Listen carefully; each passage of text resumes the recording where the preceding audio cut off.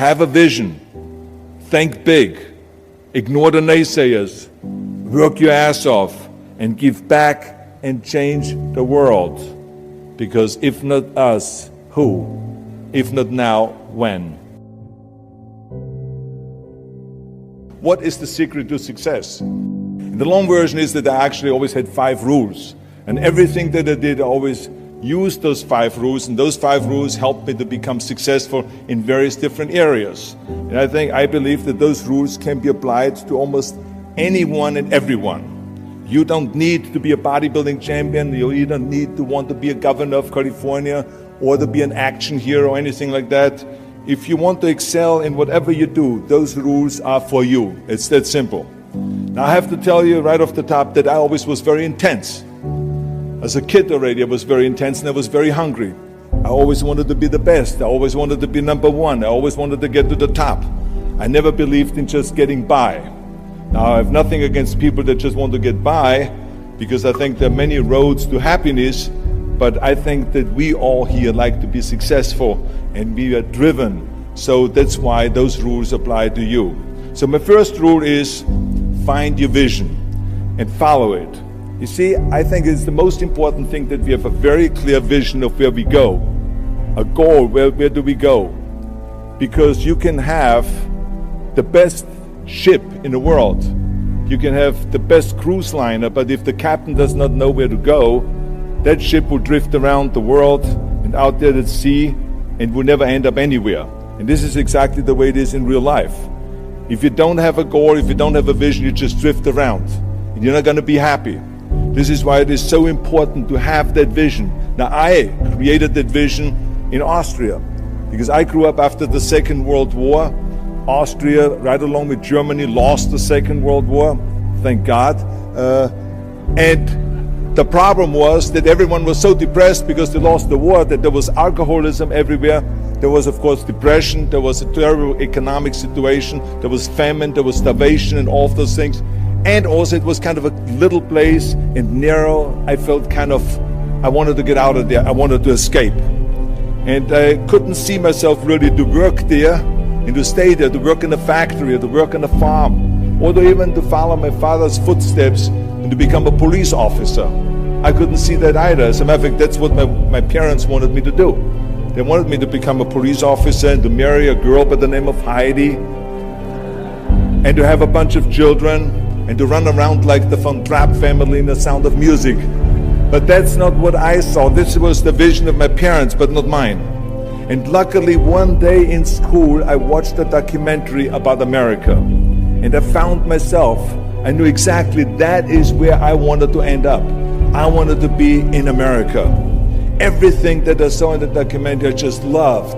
Everything was so big. I remember the tall skyscrapers, the monstrous bridges, the giant freeways filled with beautiful cars, the huge jetliners, movie stars, Muscle Beach, and all of those things. I could not wait to get there.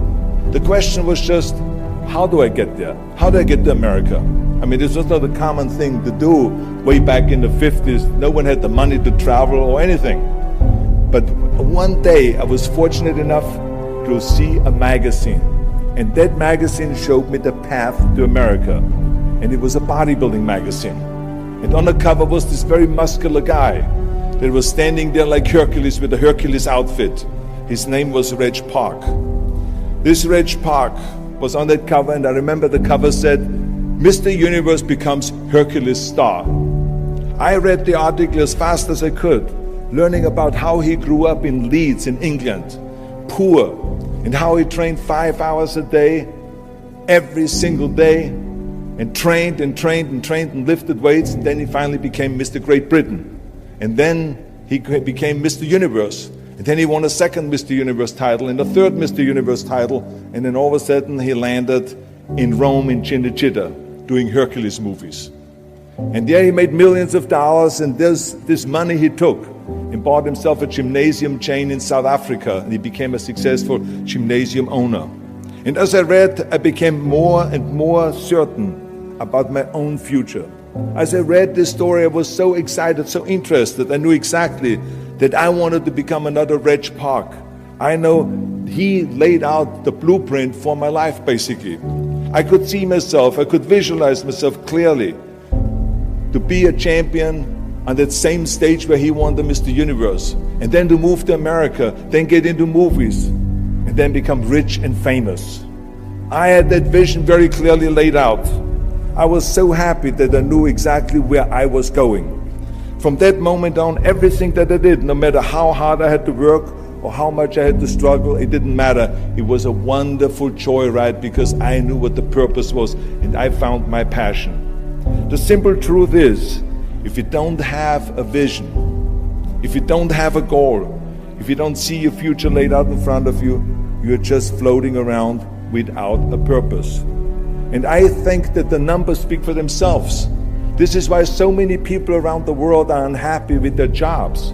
I mean, in America, 74% of the people hate their job and would like to change jobs. But think about that. That means that only a quarter of the Americans love their life's work. I mean, that is a very depressing statistic. I always smiled when I worked, no matter how hard I worked. I always had a great time, no matter what I did. It didn't matter if it was in bodybuilding, or if it was in the movies, or if it was as governor.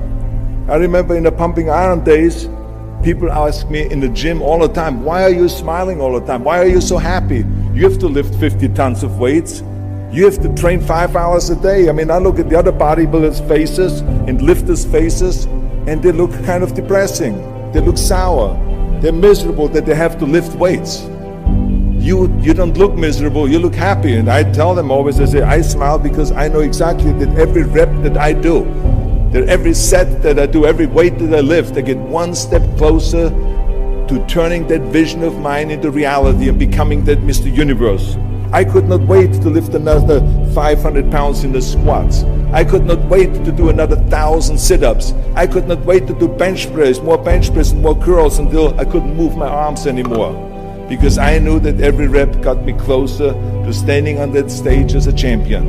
As a matter of fact, when I lifted weights, I didn't really feel like I was lifting weights. I felt like I was lifting a trophy over my head each time I lifted. And to have all those bodybuilders around me and thousands of people screaming. And I tell you that this vision didn't just help me in bodybuilding, it helped me with everything, like I said. I remember in the movie business, there was many times stunts that I had to do where I got hurt, where I was in pain, in agony, and had to do it over and over again. I remember one incident specifically on Conan the Barbarian. There I was crawling on all four, on rocks, over rocks and gravel, holding my sword right in front of me. And as I was crawling, the camera followed me. And it was around 30 feet that I crawl on those rocks and this gravel. And eventually, after 10 takes, my elbows and my knees started bleeding and hurting. And the director came to me sheepishly and said to me, he says, do you mind if we do another take? I need a close-up of you. And I said to him, no, I don't mind at all. I said, go and do as many takes as you want. He says, no, I don't want to do that because I know you're in pain, you're bleeding. I said, no, I don't feel any pain. I said, the only thing I see is the finished scene. I see the finished scene of me crawling on all four with my sword in the front, crawling up and sneaking up behind Thulsa Doom, the main villain of the Conan movie that killed my parents, and rising up behind him and cutting his head off. That's what I see. Remember, crush your enemies, see them driven before you, and hear the lamentation of their women. So this is why, because I visualized that scene, this is why I did not feel that pain. I did not care if I was bleeding on my knees, because I knew that pain is temporary, but the film is permanent.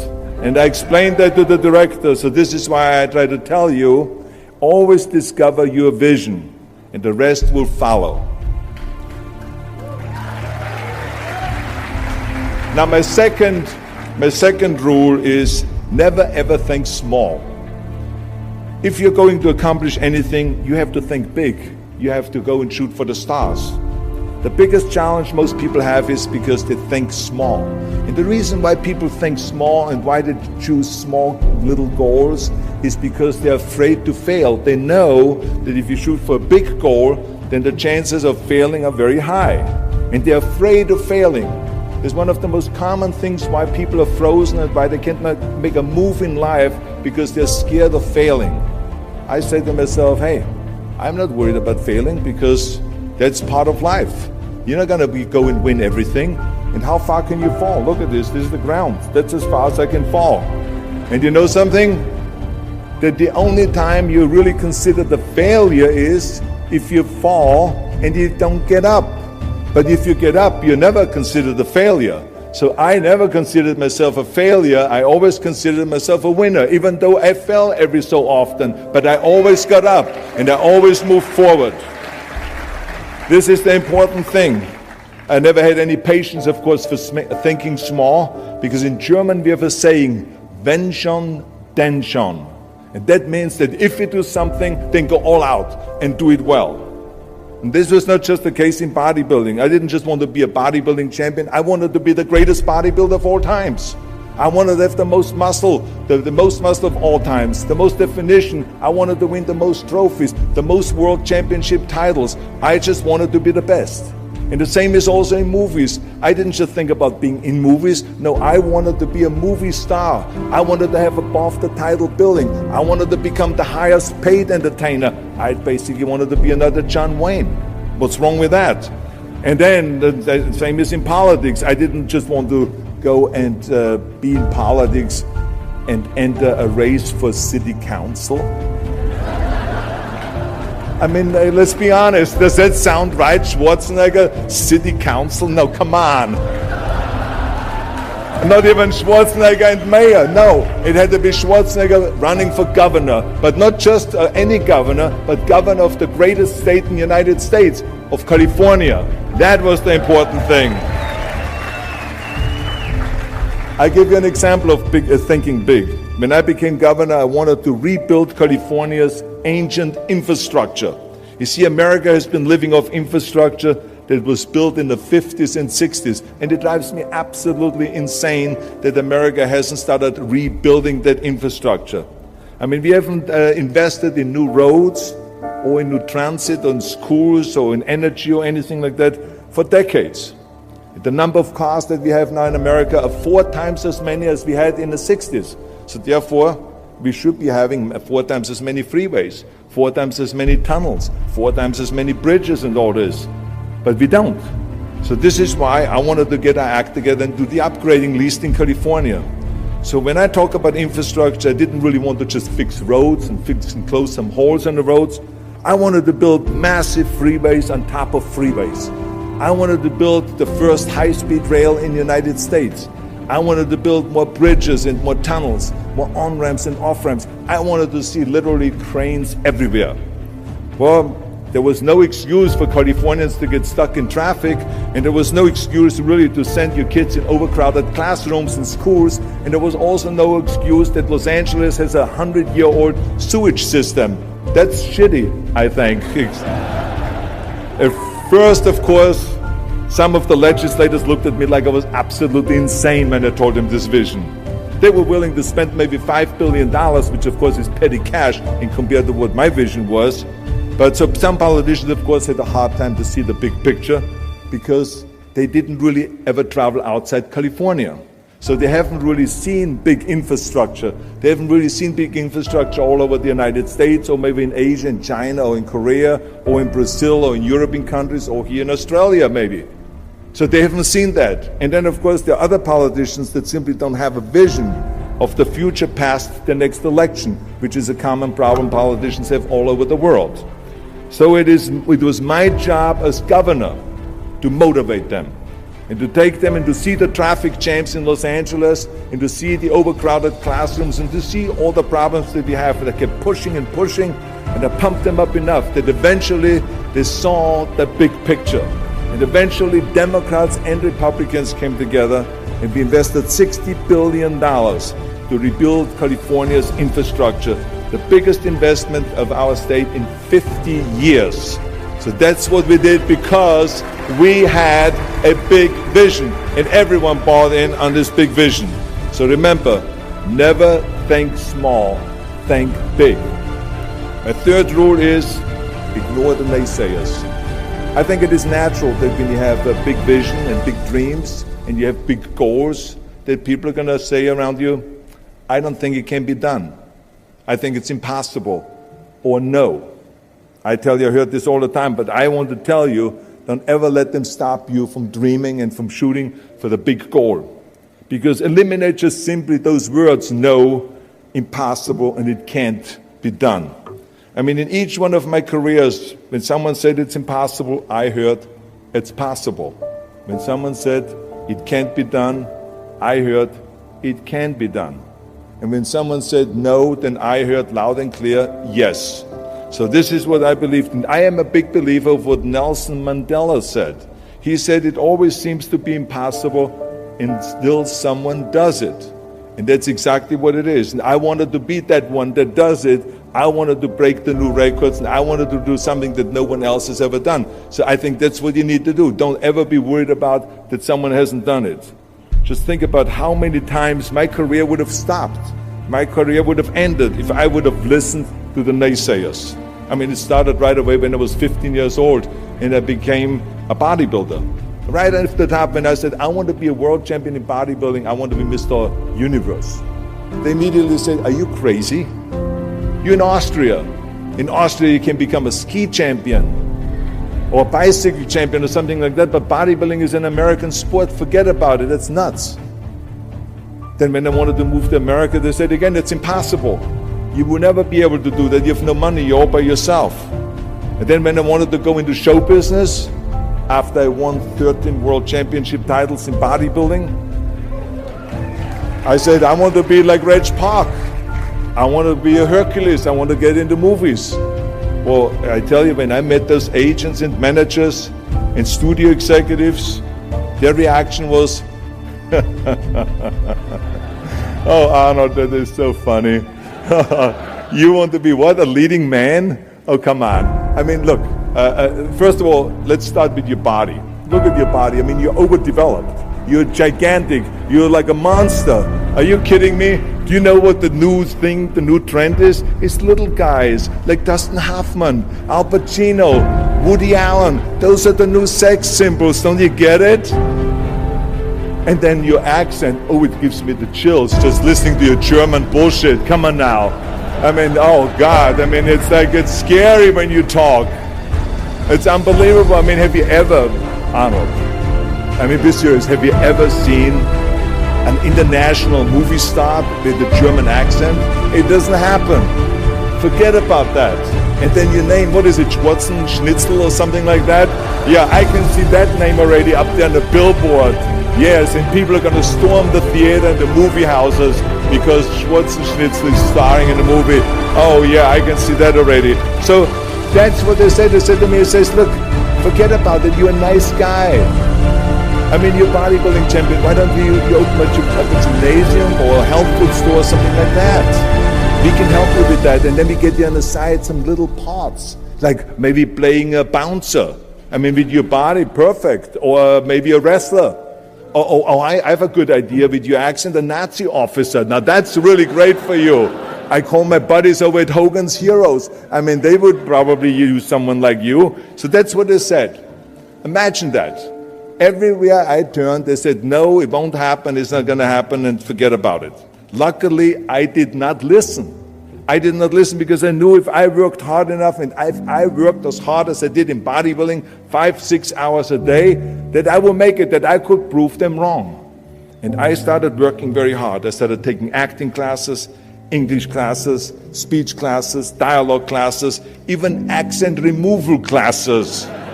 I ran around all day saying lines like, a fine wine grows on a vine. Because you see, we Austrians and Germans have a difficult time with the V and with the W and with the F, we get it all mixed up. So it was a fine wine grows on a vine. Or the sink is made out of zinc. And all those kind of lines. I said over and over, and you know something? All of a sudden, I got a little break. In the early 70s, I remember All of a sudden, I got a TV show, a little part, then another little part. And then all of a sudden, I got a phone call from Lucille Ball to be in her special happy anniversary and goodbye, which was with Art Carney. I had this 6-minute scene as an Italian masseur. Now, most people don't know the difference between an Italian accent and the German accent, so I got away with my German accent. But I played this Italian masseur, and I was so delighted. And then right after that, I got a guest starring role in Streets of San Francisco with Michael Douglas and Carl Malden, and then Pumping Iron and Stay Hungry. And then, of course, I landed the big role of Conan the Barbarian. So finally, I got the big break. And you know what was so interesting about it was that as soon as we were finished with the Conan movie, we were out there on a promotion tour, and the director said at the press conference, the director is John Milius, he said, if we wouldn't have had Schwarzenegger with those muscles, we would have had to build one. Now think about that. Before it was this huge obstacle to have this body, and all of a sudden the director says, if we wouldn't have had Schwarzenegger with his body, we would have had to build one. Now what a turnaround. And then when I did Terminator, James Cameron said, which was really great, he said the I'll be back line became one of the most famous movie lines in history because of Arnold's crazy accent, because he sounded like a machine when he talks. So as you see, everything that the naysayers said was a liability became an asset. And the same was also in my political career. When I ran for governor, they immediately said, I shouldn't do it, it is a big mistake, it won't happen, I will lose, and all of those kind of things. And the rest, of course, is history. The bottom line is, if I would have listened to the naysayers, my career would have ended when I was 15 years old. I would be still yodeling in Austria, in the Alps, and I would not be talking here today to you. And the reason why I'm here today and talking to you is because I did not listen to you can't, or it's impossible, or no. So I just recommend to you very strongly, ignore the naysayers.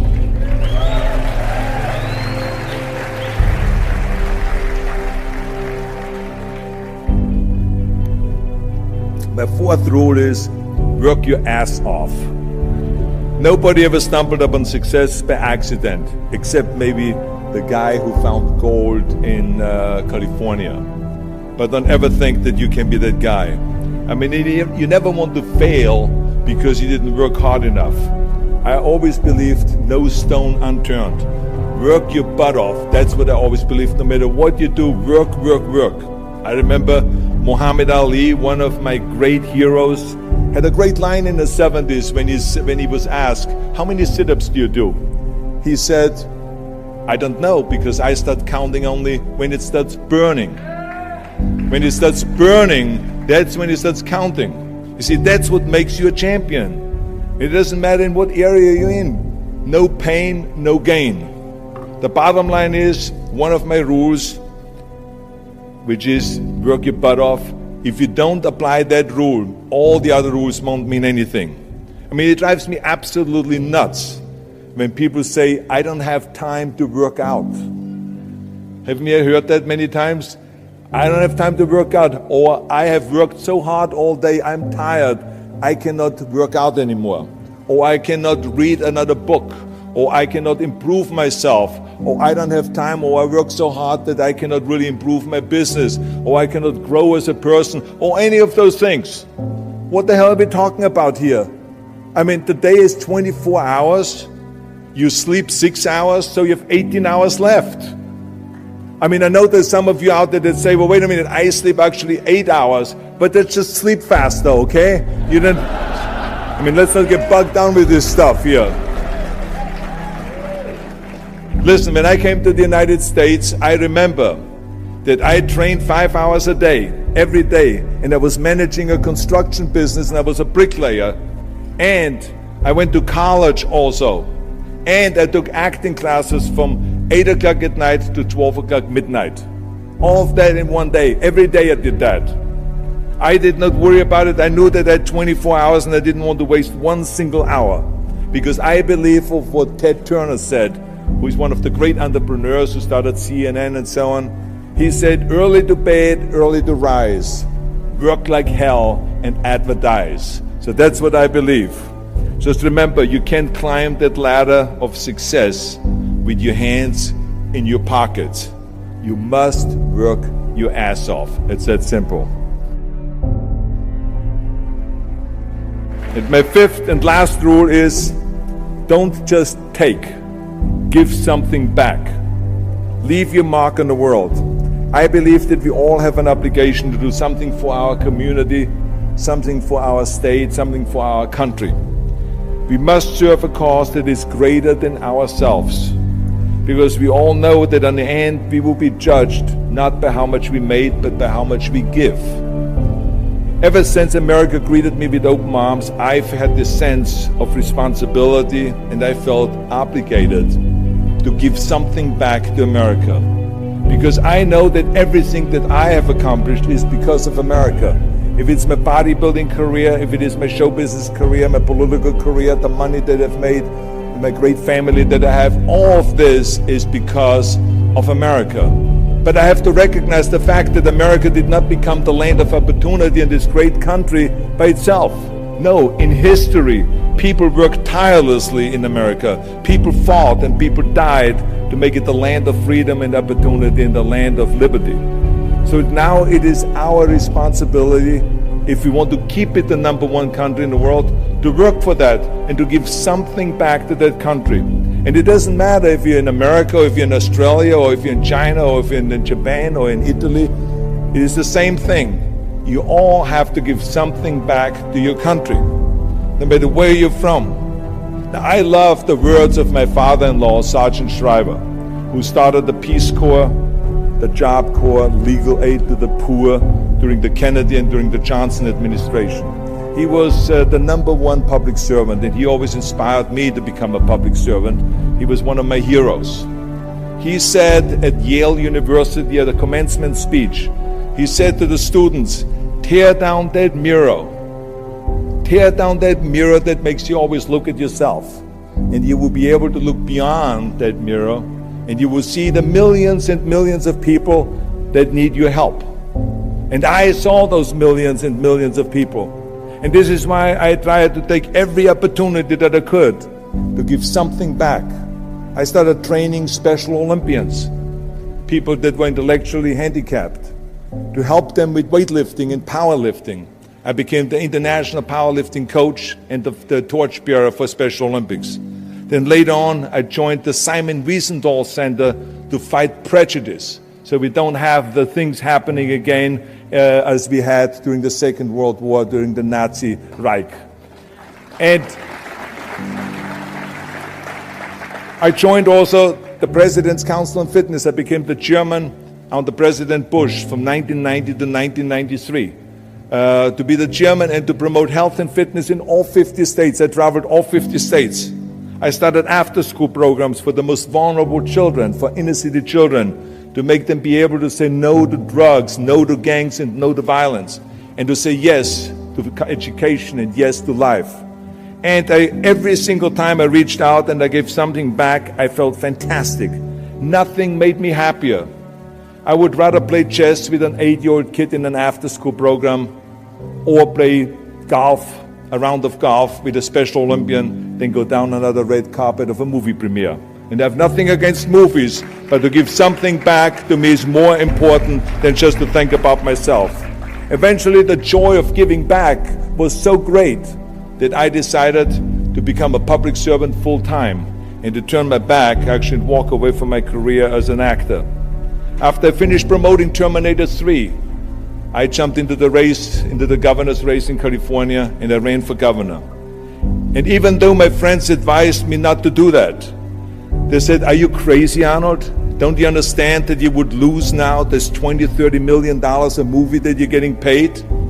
And they will only pay you $178,000 as governor a year?" Well, I didn't care, because I knew that all the money that I've made and to be in that position in the first place to make this money is because of America. It was time to give something back. So I became governor, and I didn't even take the $178,000. I gave it back to the taxpayers because it was petty cash. It's the last thing I needed. And I can tell you that those 7 years were the most exciting and the most rewarding and the most gratifying years of my life. To work all day long, to solve problems and to serve the people was absolutely heaven. It was the best job I've ever had. But I also knew that eventually it's going to come to an end. And after 2 terms, it did come to an end. But when it came to an end, the one thing that didn't come to an end and was not finished was my desire to be a public servant and to serve the people. And this is why I continued to work for Special Olympics. That's why I continued to work on fighting my fitness crusade and traveling around the world to promote health and fitness. And this is why I continue to support after-school programs, and we even started the Schwarzenegger Institute at the University of Southern California to continue to inspire students and leaders around the world to find solutions to complicated issues and to give back and to make the world a better place. So thank you. But I tell you that I was very fortunate that I had great heroes. I had great heroes that I could look up to, and I mentioned 2 of them, Muhammad Ali and Sergeant Shriver, my father-in-law. But there's other great heroes like Gorbachev, Reagan, Mandela, great leaders like Mother Teresa, Chancellor Kohl, and Churchill, and the list goes on and on. I mean, those people had such an impact on the world. Single-handedly, they've changed the world. I mean, if you think about just Gorbachev, I mean, this man, every time I meet him, I'm in awe. I mean, he grew up under communism, and he rose from the bottom of the ranks straight up to the top. He became president of the Soviet Union, one of the most powerful people in the world. And he was the leader of the Communist Party. And when he was in that top position, he realized that the system was broken. Now, what do you do when you're the top leader of the Communist Party and you realize that the system, that communism doesn't work? Well, you know what he did? He dismantled communism. Think about the courage that takes. I mean, the guts that it takes to do that. Think about that Gorbachev completely transformed his country with glasnost to give his people for the first time freedom. And then through perestroika, by reforming Russia's economy. He didn't wait for the next president. He didn't complain. He simply said, if not me, who? And if not now, when? So I feel very strongly all of us need to have and embrace that kind of a spirit. We all can create change, whether it is in our neighborhood or in our local schools or in our country. It can be big, but it can also be as little as just going to a school kid that has problems reading and teaching that kids how to read or how to do math. We don't have to just work on me. We should also work on we. Not just me, but also we. Remember that. To lead a truly full life, you must give back. You must leave the world a better place than you found it. Because the bottom line is, it is up to us. I mean, those rules that I've given you are important rules, but giving back is one of the most important rules. I guarantee you that if you follow all of those rules, you will have many victories to celebrate. And you will leave, your work, and you will have extraordinary kind of a record, and you will leave a legacy behind that you can be proud of. So I want you to remember those rules. Have a vision. Think big. Ignore the naysayers. Work your ass off and give back and change the world. Because if not us, who? If not now, when?